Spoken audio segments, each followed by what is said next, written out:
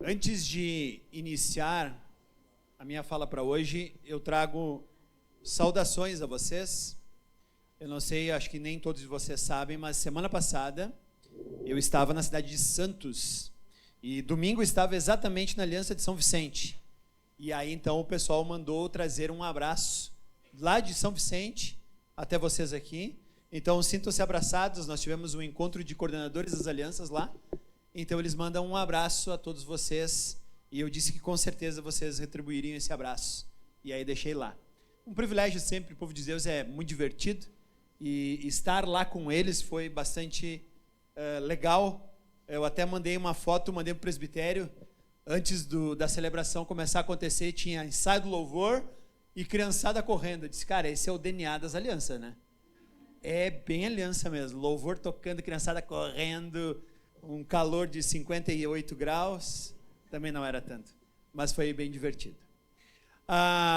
Além disso, então, eu quero começar pedindo diferente hoje, para você já abrir a sua Bíblia na primeira carta aos Coríntios. E como eu falei, eu tenho conversado um pouquinho sobre alguns desafios que atualmente a igreja enfrenta. Então eu tenho olhado em alguns desafios que a sociedade nos coloca e por meio desses desafios, então eu tenho tentado encontrar respostas bíblicas. Eu não sei se você lembra, eu já falei sobre secularismo, depois eu falei sobre o cristão e o governo anticristão no qual ele está inserido, então como o cristão se porta dentro do contexto político. Eu sei que semana passada parece que falaram alguma coisa sobre o casamento, né? Se eu não me engano foi isso aí que o Guto falou para vocês. E hoje eu vou falar, melhor dizendo, então, a respeito de igreja. Então, primeira carta aos Coríntios, capítulo 3, versículos 16 e 17. Primeiro aos Coríntios, capítulo 3, versículo 16, diz assim: Vocês não sabem que são o santuário de Deus e que o Espírito de Deus habita em vocês? Se alguém destruir o santuário de Deus, Deus o destruirá, pois o santuário de Deus, que são vocês, é sagrado. Então hoje nós vamos falar um pouquinho sobre igreja, mas para isso eu quero chamar a Thaís aqui na frente, ela vai me ajudar um pouquinho. Então, chega aqui, Thaís. Então, Oi, boa noite. Thaís vai falar um pouquinho sobre o que ela faz. Explica para nós aí, Thaís. Faz o teu merchan. Olha só. Eu sou arquiteta, faz uns 5 anos já. E faz mais de 10, eu acho, que eu trabalho nessa área. Muito bem. Então, como arquiteta, eu achei que a Thaís estava capacitada a nos explicar para que serve uma maquete quando você vai fazer um projeto. Muito bem. Então, uma maquete, normalmente eu vou falar para vocês o que eu falo para os clientes em geral. A maquete, ela é o resultado mais próximo do resultado real da intenção do projeto, né? Então, vamos supor que o Edgar me pede para construir uma casa. E aí eu vou chamar, então, o Lucas para construir a casa para mim. E eu vou falar, Lucas, amanhã tu pega os materiais, vai ali no terreno e constrói a casa. Aí, beleza, o Lucas vai construir a casa que ele quer. O que ele acha que é uma casa, né? Só que o Edgar, ele me falou todos os detalhes, né, que ele gostaria para essa casa. Então, o Edgar vai ter uma pessoa que vai morar nessa casa que tem problemas de locomoção. E o Lucas fez uma casa de 2 andares. Aí já é um problema, né? Então, o que a gente imagina de uma casa, que é um conceito bem amplo, para cada pessoa vai ser um resultado diferente, cada um tem uma necessidade diferente, né? E é por isso que a maquete é importante, para que a gente faça a casa e ela sirva o propósito da pessoa que vai usar. Então, no caso do Edgar, né, se fosse uma casa de 2 andares, não seria muito útil a casa, né? Por mais que a gente tenha falado o conceito de casa, a maquete ela é a mais próxima do resultado final do projeto. Então, se não tivesse essa maquete para o Lucas olhar e ver que era uma casa térrea, então essa casa ela não serviria o propósito dela, que é o propósito que o Edgar gostaria. Então vamos guardar essa ideia. Maquete, ela é o mais perto possível que você vai conseguir mostrar de um projeto. Legal. E o problema é, se a maquete não for fiel ao projeto, o que acontece? Aí a pessoa que vai morar junto com o Edgar, que tem problema de locomoção, não vai poder usar a casa, né? E se ela não puder usar a casa não tem sentido de existir, né? Foi gasto recursos.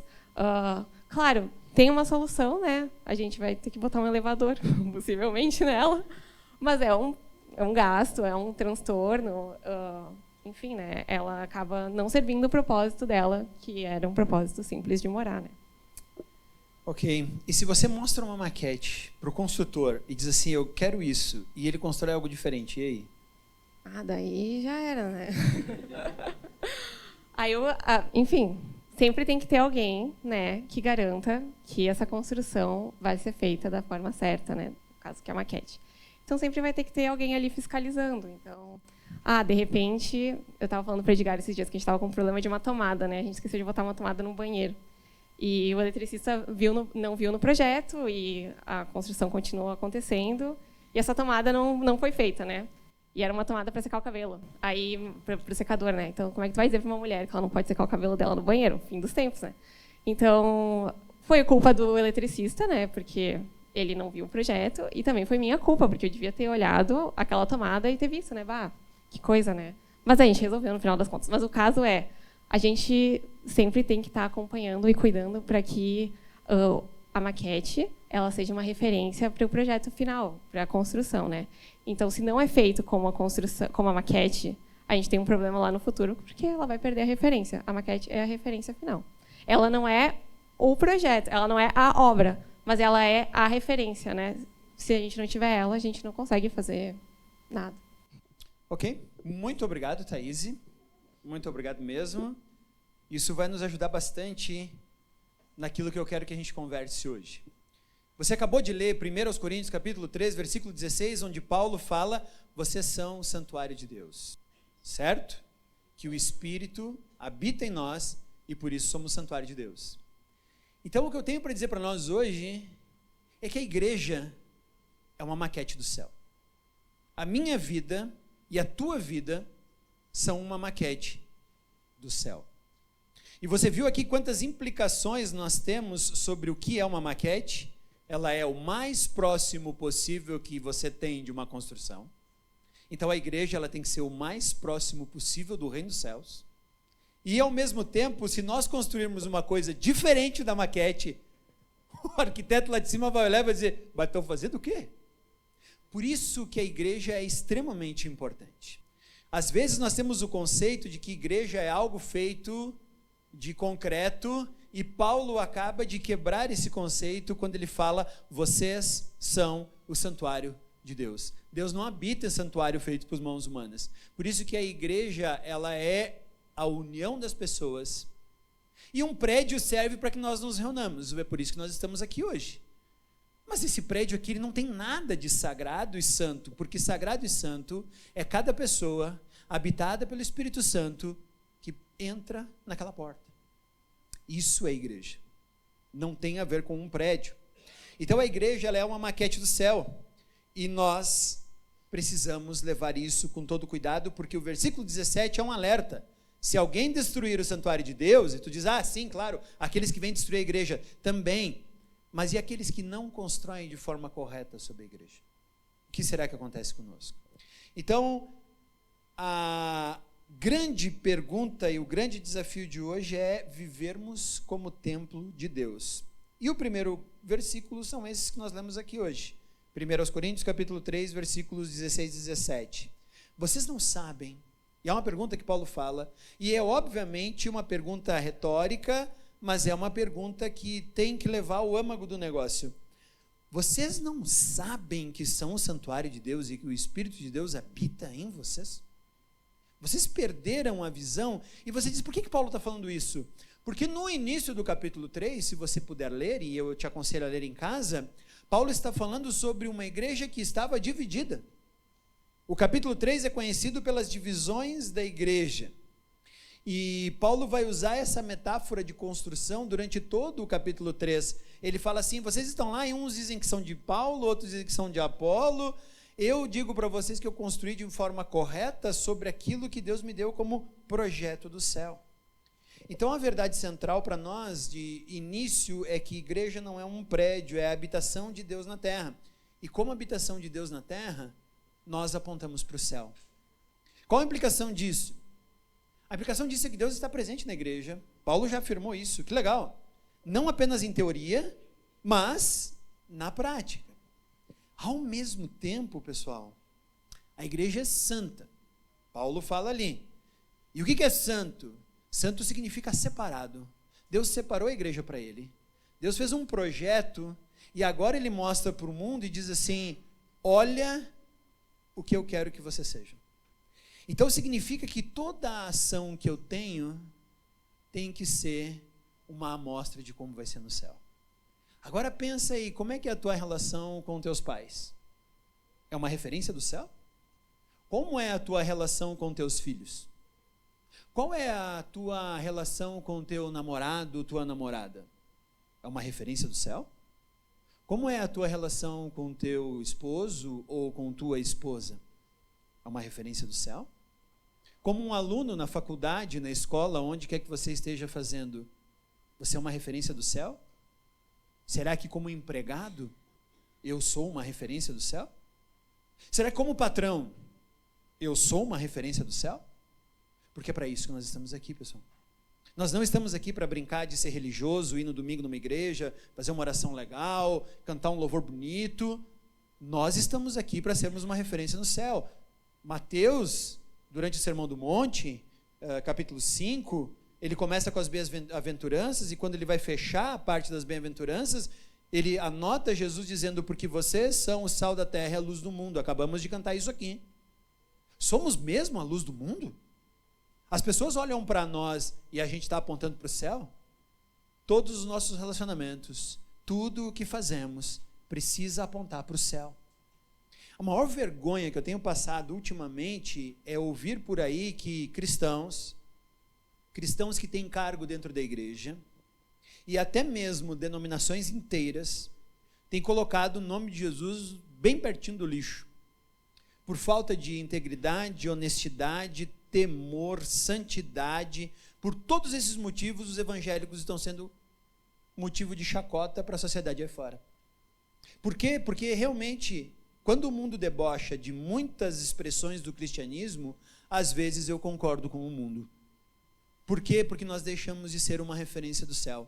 E quando fazemos isso, nós perdemos completamente todo o nosso objetivo na terra. E toda igreja que não aponta para o céu, ela perdeu a sua direção. Ela é uma maquete que foi construída de forma completamente errada com o projeto inicial. Então, a igreja, ela é uma embaixada de Jesus Cristo. Vá para o próximo livro aí, 2 Coríntios, capítulo 5, versículo 20. 2 Coríntios, capítulo 5, versículo 20. Viu aí? Diz assim: portanto, somos embaixadores de Cristo, como se Deus estivesse fazendo o seu apelo por nosso intermédio. Por amor a Cristo, suplicamos, reconciliem-se com Deus. Presta atenção no que Paulo está falando aqui. Somos embaixadores de Cristo, como se Deus estivesse fazendo o seu apelo por nosso intermédio.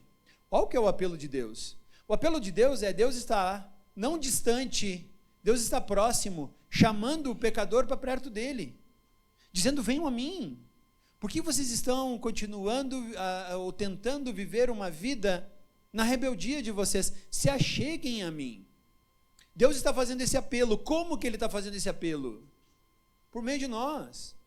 Por isso que o nosso trabalho aqui é tão somente apontar o reino. Por quê? Porque quando Deus clama, a resposta e o clamor de Deus, ele vem por meio da igreja. Por isso que a igreja tem que ser extremamente santa. Extremamente santa. A igreja tem que ser irrepreensível. Por quê? Porque o chamado de Deus para que as pessoas cheguem até Ele, é feito por meio da igreja. É isso que nós chamamos de evangelismo. Evangelismo não é uma mágica que a pessoa faz, a gente diz: agora você é convertido, como muitas pessoas na sua ignorância ou na sua ingenuidade pensam. Eu falei com o cara ali, agora ele é um convertido. Peraí, só um minuto. Se ele não entender o que realmente ele tem que ser, ele não é um convertido, ele é só mais um confuso no mundo. Evangelismo significa repetir constantemente para a pessoa com a qual eu estou conversando que o céu é naquele caminho. Nós homens teremos a oportunidade de falar com o Vini na sexta-feira, que tem o Desbrava, e a ideia é discipulado, e essa é a ideia. Andar junto, constantemente. E a igreja, então, ela é uma embaixada do céu. Quando alguém tem que apelar a Deus, nós somos a resposta. Por isso nós temos que ser irrepreensíveis como igreja, e não brincar apenas de ser religioso. Então, nós temos um mundo que está numa confusão total aí, né? Vocês viram ali, é guerra na Ucrânia, é guerra no Irã, é Israel e Estados Unidos se degladiando com o Irã, e nós temos ouvido muito sobre a embaixada dos Estados Unidos foi quase atingida por um míssil. O embaixador dos Estados Unidos no Catar passou um drone perto da casa dele, ou acertou a casa dele, alguma coisa assim. Embaixada, por que o Irã está atacando a embaixada dos Estados Unidos nos países que ele tem alcance? Porque atacar a embaixada é como atacar o país. Quando a igreja é atacada, é como se o céu estivesse sendo atacado. Por isso, como igreja, nós precisamos tomar muito cuidado. Porque tudo o que fazemos aqui reflete o que o céu deveria ser. Então, a igreja ela é representante oficial do reino de Deus. E eu não estou falando a placa da igreja. Não, mas qual igreja? A placa da igreja é o que menos importa. Nós, como Paulo fala, habitados pelo Espírito Santo, somos o templo de Deus na terra. Então a igreja ela é a representante oficial do reino de Deus. Ela é a porta-voz do rei, por isso que eu tenho que tratar com toda dignidade e com toda santidade. Porque todos os relacionamentos que eu tenho, eles têm que ser uma referência do céu. Por isso que quando eu encontro uma criancinha ali, o meu tratamento para com ela precisa ser adequado de tal forma que aquela criancinha diz assim, puxa, eu espero que Deus me trate como o Edgar me trata. E eu vou poder dizer para ela, é assim que Ele te trata. Ele te ama, Ele brinca com você, Ele te respeita e Ele tem você na mais alta conta. Cada pessoa com a qual eu encontro no meu dia a dia, no meu cotidiano, precisa entender isso. Puxa, eu gostaria que o céu fosse um pouquinho de como o Edgar me trata. Quando eu lido com minha esposa tem que olhar para mim e dizer assim, puxa, eu espero que Deus me trate como meu marido me trata. Quando eu tenho um filho, quando eu tenho alguma coisa assim, precisa ser dessa forma. Porque se nós não estamos fazendo isso, nós somos uma maquete que perdeu o sentido. Nós perdemos a referência do reino. Por quê? Porque a igreja ela é a expressão visível do governo invisível de Deus na terra. E tudo que eu faço precisa apontar para o céu. E as pessoas quando me olham, elas vão olhar e vão dizer, puxa, será que é isso mesmo? O templo é o lugar onde Deus habita. Antigo Testamento, Deus manda Israel construir um templo em Jerusalém. O que sobrou daquele templo, da destruição do ano 70 depois de Cristo, é o que os judeus chamam de Muro das Lamentações, onde eles vão lá chorar pela destruição que aconteceu no templo, porque lá Deus habitava. E agora Paulo diz que Deus habita em nós. Então, você e eu somos a habitação de Deus. Como uma embaixada, Deus se manifesta através de nós. Então a igreja é o lugar onde Deus está, é onde Deus age. Se alguém perguntar assim, aonde Deus mora em Caxias do Sul? Qual resposta você daria? Eu digo, na minha casa. Por que Deus mora lá? Porque eu sou um cristão, habitado pelo Espírito Santo. E por ser um cristão habitado pelo Espírito Santo, Deus tem que morar na minha casa. E ainda mais agora que a minha sogra saiu de lá. Brincadeira.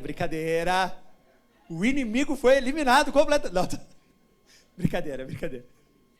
A minha casa é o lugar onde Deus habita. E tem que ser assim. Então eu separei aqui e fiquei pensando quais seriam as 6 marcas principais que como igreja nós precisaríamos entregar para Deus. Quais são essas 6 marcas? Então eu quero anotar para você aqui algumas marcas que Paulo alerta para nós em sua maior parte. Então te prepara que agora nós vamos para aquele passeio que a gente faz na Bíblia e a gente vai abrir alguns versículos aí. Primeiro de tudo, vamos para a carta de Paulo a Timóteo. Então vai lá, na última carta de Paulo para Timóteo, 2 Timóteo, capítulo 4, versículo 2. Segunda carta de Paulo a Timóteo, capítulo 4, versículo 2, diz assim, pregue a palavra, esteja preparado a tempo e fora de tempo, repreenda, corrija, exorte com toda paciência e doutrina. Poderíamos até continuar, porque Paulo avisa Timóteo dizendo assim: pois virá o tempo em que não suportarão a sã doutrina. Ao contrário, sentindo coceira nos ouvidos, juntarão mestres para si mesmos, segundo os seus próprios desejos. Mas vamos parar no versículo 2 aqui. Primeira marca de uma igreja: centralidade da Bíblia. A igreja tem que conhecer a Bíblia como ninguém. E não é, sim, não, nosso pastor sabe muito de Bíblia. Grande coisa. Todo cristão precisa saber muito, totalmente, completamente sobre a Bíblia. Por quê? Porque Paulo está dizendo para Timóteo aqui: pregue a palavra e seja preparado a tempo e fora de tempo. Repreenda, corrija, exorte com toda paciência e doutrina. Você e eu temos que ser mestre na Bíblia. Uma igreja que representa o reino, ela não negocia a verdade. O problema é que a verdade está escrita aqui. A verdade não é o que eu acho. A verdade não é o que eu gosto. A verdade não é o que eu prefiro. A verdade é a Bíblia. Se eu não sei o que está escrito na Bíblia, o que eu vou apresentar é talvez a minha opinião. E aí eu sou uma maquete que saiu fora do projeto. A igreja precisa conhecer a Bíblia. Ela não negocia verdades. Ela não substitui a Escritura por sua própria opinião. E aonde Deus reina, a palavra dele tem que governar. Então você e eu temos que ser mestre em Bíblia, porque tudo que fazemos precisa estar pautado na Bíblia. Então nós temos que conhecer muito bem esse livro. Primeira verdade é que a igreja precisa ser centrada na palavra. Segunda verdade, volta para 1 aos Coríntios, capítulo 6 agora. 1 aos Coríntios, capítulo 6. Versículos 19 e 20.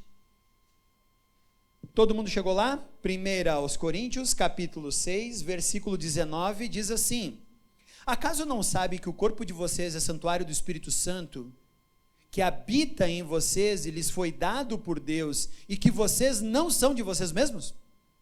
Vocês foram comprados por alto preço, portanto glorifiquem a Deus com seu próprio corpo.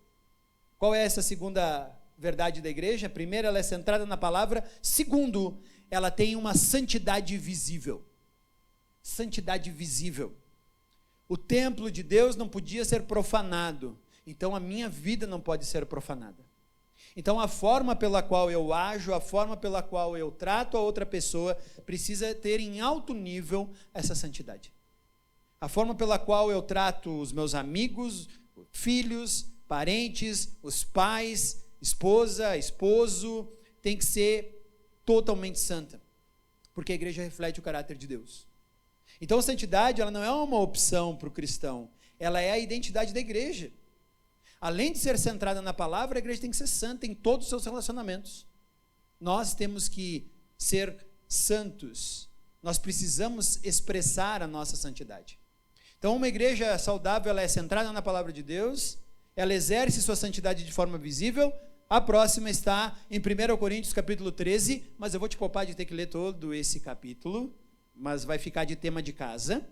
Essa semana, além do devocional que você faz, você vai ter que ler o capítulo 13 de Coríntios, primeira. Mas nós vamos resumir com Evangelho de João, capítulo 13, versículo 35. Então pode ir lá. João, o Evangelho de João, capítulo 13, versículo 35. Vamos ler o 34 e o 35, né? Vamos fazer Diz assim, João 13, 34. Um novo mandamento dou a vocês.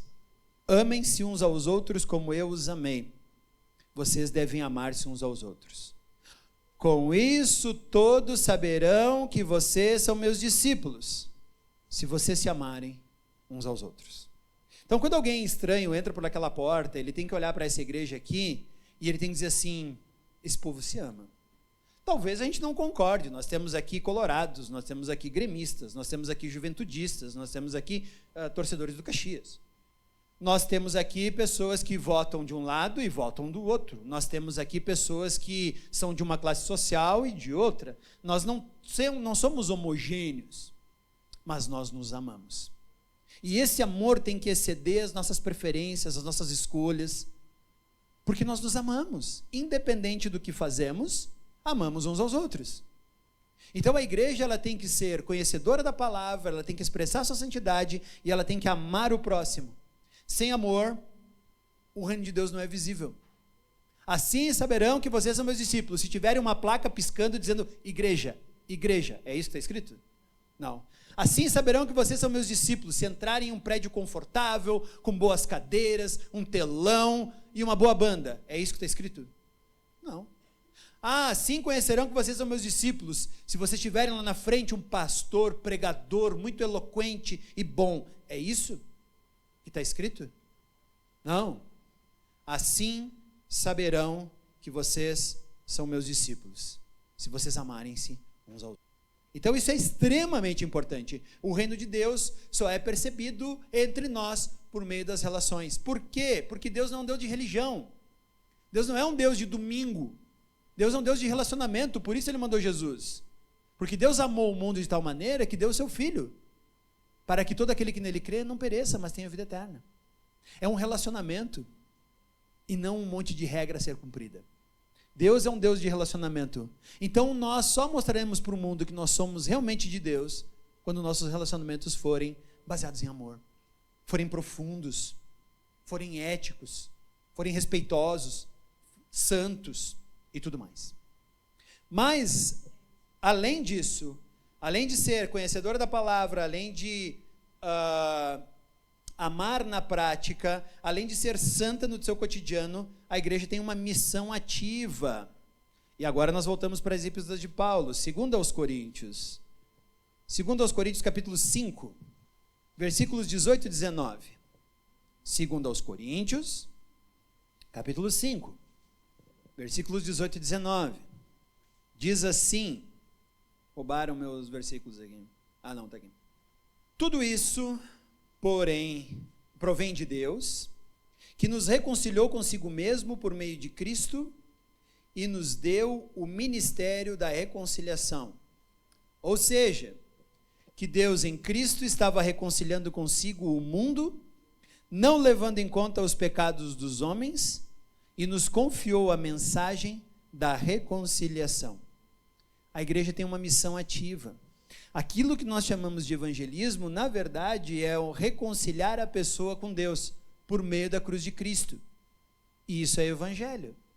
Nós reconciliamos. Então, Deus confiou à igreja o ministério de reconciliação. A igreja é enviada ao mundo para fazer essa reconciliação, não é estagnada. Não dá para a igreja só colocar uma placa aqui e dizer para as pessoas, vem um domingo aqui que eu vou ensinar para vocês a andarem com Jesus. Nós vamos até o mundo e dizemos ao mundo, você precisa se reconciliar com Jesus. Você precisa se reconciliar com Deus, por meio de Jesus. Então a igreja ela tem que ser conhecedora da palavra, a igreja ela tem que ter santidade ativa, a igreja tem que ter um amor prático, a igreja tem que ser missionária, e sendo uma igreja missionária, ela vai levar a reconciliação de Cristo. Quinto, nós vamos para 2 aos Coríntios, capítulo 8 e 9, mas nós não vamos ler todos os capítulos, 8 e 9. Não vou deixar de tema para você, só se você quiser, vai ser tarefa extra, e você vai ganhar pontinhos no céu se fizer isso. Não vai ganhar pontinhos no céu. Mas nós vamos para a carta de Tiago, capítulo 1, versículos 26 e 27. Tiago, capítulo 1, versículos 26 e 27.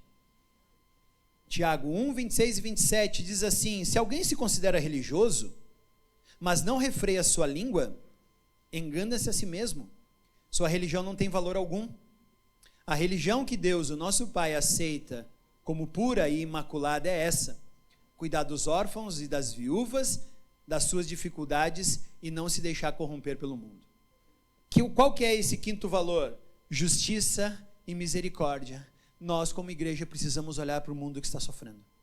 Nós não podemos nos desviar e nos desconectar do mundo, porque a religião que Deus quer é essa: cuidar dos órfãos, das viúvas em suas dificuldades. Então a igreja, sim, ela é uma igreja que precisa agir com misericórdia diante do mundo de forma generosa. Ela tem que cuidar dos necessitados. O reino transforma a forma como tratamos as pessoas.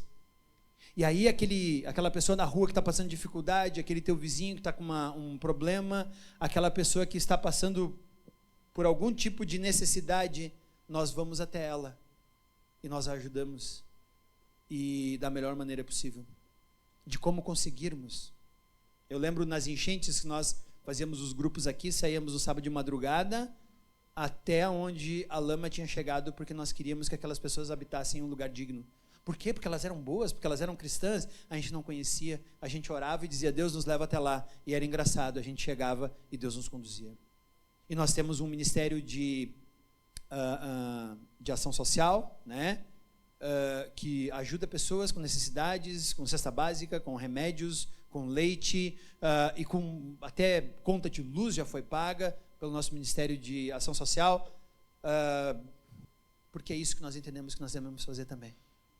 Então nós vamos fazer isso sempre. Não, é além do que já temos, nós agimos com justiça e misericórdia.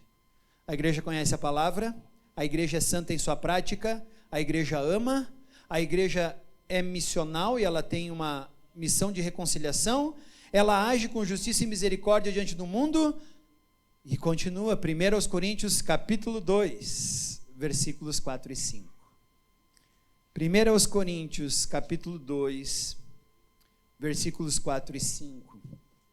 Paulo diz assim: minha mensagem e minha pregação não consistiram de palavras persuasivas de sabedoria, mas em demonstração do poder do Espírito, para que a fé que vocês têm não se baseie na sabedoria humana, mas no poder de Deus. A igreja, ela é o lugar aonde o Espírito Santo conduz e guia. A igreja, ela não é apenas um lugar onde se encontram pessoas para fazer um ritual, mas é um lugar onde o Espírito Santo transforma. É Ele que convence. A igreja, então, ela não é só um discurso, ela é a manifestação do próprio Espírito Santo. 6 marcas que eu e cada um de nós que quer ser um cristão saudável precisa ter em sua vida. Nós precisamos conhecer a palavra, nós precisamos ser santos em nossos relacionamentos, nós temos que ser práticos no nosso amor, nós temos que ser ativos em nossa missão, nós temos que agir com justiça e misericórdia, e nós temos que manifestar a presença de Deus por meio do Espírito Santo. Se nós não fizermos isso, somos só atores em um contexto em que a gente vai até um lugar no domingo, recebe algum tipo de bênção, recolhe algum tipo de lucro espiritual, né, que Deus nos dá, e um sacerdote fez e alguém pregou, e nós vamos para a nossa casa. E aí nós nos tornamos uma maquete completamente torta do edifício espiritual que Deus quer que você e eu construamos. Se nós não tivermos essas 6 marcas na nossa vida, nós só estamos brincando de ser cristão. A igreja de Corinto, da qual eu quis extrair a maior parte dos textos aqui, e fui inspirado porque eu tive que ajudar uma galera no trabalho de Corinto lá no seminário, e eu disse, puxa, Paulo fala tanta coisa em Corinto, valeria nós lermos todo esse livro, né? Em algum momento podemos fazer isso. Mas eu achei legal que Paulo está falando isso para uma igreja numa cidade greco-romana, totalmente idólatra, e ele diz assim, o problema de Corinto é entender que ela é o templo de Deus. E eu parei para pensar, eu digo, mas é o problema da nossa igreja também. Às vezes nós agimos como se nós não fôssemos o templo de Deus. Nós vivemos como se não fosse. E aí eu lembro de quando eu falei sobre o risco do secularismo no contexto do cristão hoje, onde ele vive de segunda a sábado para a sua própria glória, e domingo ele vai de vez em quando até na igreja. Mas começa a segunda-feira, é a minha glória, não é mais a de Deus. Eu disse, puxa, Corinto devia saber que ela é o templo de Deus e a minha igreja também precisa. Corinto não sabia que ela era uma embaixada do céu, e ela estava falando exatamente como o mundo, ela não tem diferença. Por isso que nós temos que, como cristãos, às vezes olhar algumas coisas, e se tem uma coisa que eu observo, é o mundo e as pessoas ao meu redor, e eu gosto de ter relação com pessoas não cristãs, uma porque eu tenho uma missão como cristão, de reconciliá-la com Deus, e outra porque eu tenho que olhar para ela. E uma das coisas que mais me chama a atenção é que se os meus valores são exatamente iguais aos dos meus vizinhos que não são cristãos, eu tenho algum problema. Se o meu objetivo de vida é igual ao do meu vizinho, que não é cristão, meu cristianismo tem um problema. Se a minha vida está sendo gasta exatamente da forma como todo mundo gasta, eu acho que tem um problema com o meu cristianismo. Então a igreja, ela precisa entender que ela é a embaixada do céu. E o resultado de Coríntios não ter olhado para a sua maquete de forma correta foi divisão. Se você vai ler a carta aos Coríntios, eu vou te dar spoiler aqui agora. Divisão na igreja, imoralidade entre os membros e confusão espiritual.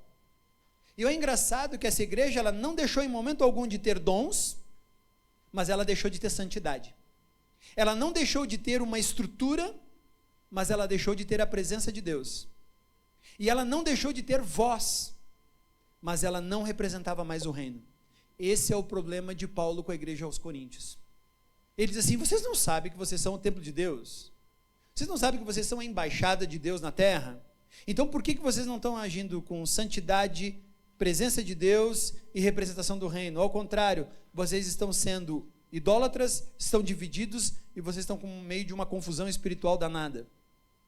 Essa é a igreja de Corinto. Talvez essa podia ser a primeira carta de Paulo à igreja Aliança Bíblica do bairro Pio X. E talvez ele acertaria em cheio em muitas das coisas que ele coloca. Qual é o chamado de Paulo para nós hoje? Como indivíduo, o meu CPF, nós temos que viver como templo do Espírito. Estamos fazendo isso? Mas eu não vivo só no meu CPF, eu vivo no CNPJ da Aliança Bíblica do bairro Pio X. Então, como comunidade, nós temos que ser um ambiente onde Deus habita de forma evidente. Estamos fazendo isso? Nos nossos grupos, as nossas reuniões do Grupo Célula são um lugar onde Deus evidentemente está trabalhando? Mas eu não vivo só como CPF e não vivo só como CNPJ da Aliança Pio X, eu vivo em um mundo aí fora. Como eu tenho que viver nesse mundo aí fora? Representante do reino. Será que eu estou vivendo como representante do reino ou eu só estou me misturando no meio da multidão? Conclusão de tudo isso que eu falei para vocês. A igreja é uma maquete do céu. A igreja não é um ajuntamento de pessoas que vêm aqui fazer alguma coisa mágica no domingo. A igreja é o templo onde Deus habita. Ela é a embaixada que representa o clamor de Deus na terra. Se nós não formos isso, é o que Jesus fala: se o sal perder o seu sabor, não serve para nada, a não ser para ser jogado fora. Você e eu precisamos viver dessa forma. Nós somos a igreja. Vamos baixar nossa cabeça e vamos orar? Senhor Deus, obrigado pela palavra que Tu entregou a Teu servo Paulo e ao que ele falou em diversas cartas a Coríntios, ao que ele falou para Timóteo. Obrigado pelo Evangelho de João, a carta a Tiago, que colaboraram para que nós estivéssemos contemplando tudo isso que Tu nos fala. Senhor, a Tua palavra é essencial para nós. Que nós sejamos uma igreja que conhece muito bem a Tua palavra. Mais do que isso, Senhor, que nós sejamos uma igreja onde a nossa santidade seja visível. Que nós sejamos um lugar onde o Teu reino cresça. Que nós sejamos uma comunidade de amor, convicta de que Tu nos entrega todas as coisas. Senhor, que ao olhar para nós, o mundo olhe e diga: eu acho que eles têm alguma coisa com Deus, porque a relação deles é muito parecida com o céu.